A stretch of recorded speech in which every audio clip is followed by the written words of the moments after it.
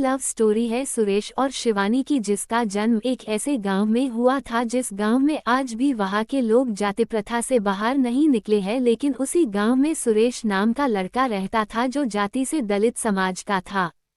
वह अपना घर चलाने के लिए बच्चों को ट्यूशन पढ़ाया करता था। सुरेश हमेशा बच्चों को सही राह पर चलने की सीख देता था। शिवानी भी उसी गांव में रहती थी और वो सुरेश को अक्सर बच्चों को पढ़ाते हुए देखा करती थी। शिवानी के पिता गांव के ही मंदिर में पुजारी थे। शिवानी रोज सुबह मंदिर में पूजा करने जाया करती थी। सुरेश भी मंदिर के रास्ते से ही बच्चों को पढ़ाने जाया करता था। अक्सर दोनों एक दूसरे को देखकर नजरें झुका लिया करते थे। सुरेश गांव के बच्चों को एक बरगद पेड़ के नीचे पढ़ाया करता था। कभी कभी शिवानी भी उस जगह आ जाती थी।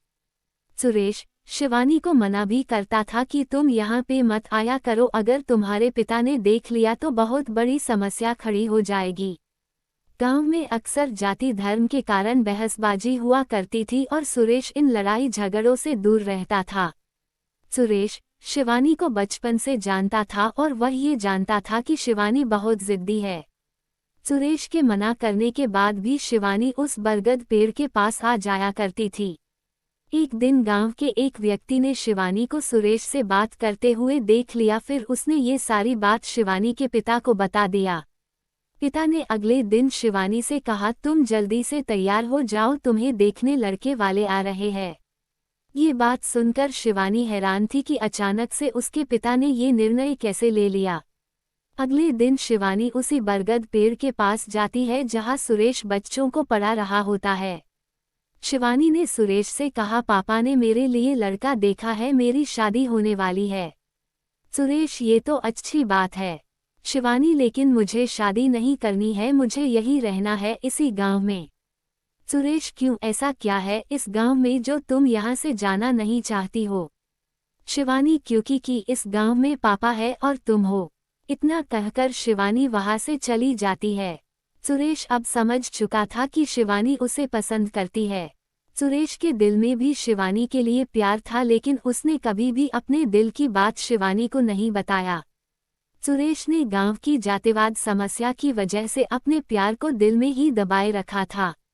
लेकिन जब शिवानी ने उससे कहा कि उसकी शादी होने वाली है, तब सुरेश की दिल की धड़कनें तेज हो गई थी। लेकिन उस समय सुरेश ने शिवानी के सामने ऐसे बात किया मानो जैसे कि उसे कोई फर्क ही न पड़ता हो। अब दोनों के दिल में एक दूसरे के लिए प्यार था, लेकिन उन्हें समझ में नहीं आ रहा था कि अपने प्यार का इजहार कैसे करे। इधर शिवानी का रिश्ता तय हो गया। अगले ही महीने उसकी शादी होने वाली थी। 2 सप्ताह से सुरेश ने शिवानी को कहीं नहीं देखा। किसी ने बताया कि उसका रिश्ता तय होने के कारण अब वह घर से बाहर नहीं निकलती। सुरेश अब उसी बरगद पेड़ के पास जाकर शिवानी की पुरानी बातों को याद करता।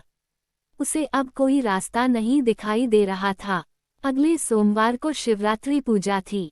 सुरेश सुबह से ही मंदिर के पास खड़ा था। उसे उम्मीद था कि शिवानी मंदिर जरूर आएगी और कुछ देर बाद शिवानी मंदिर आती है।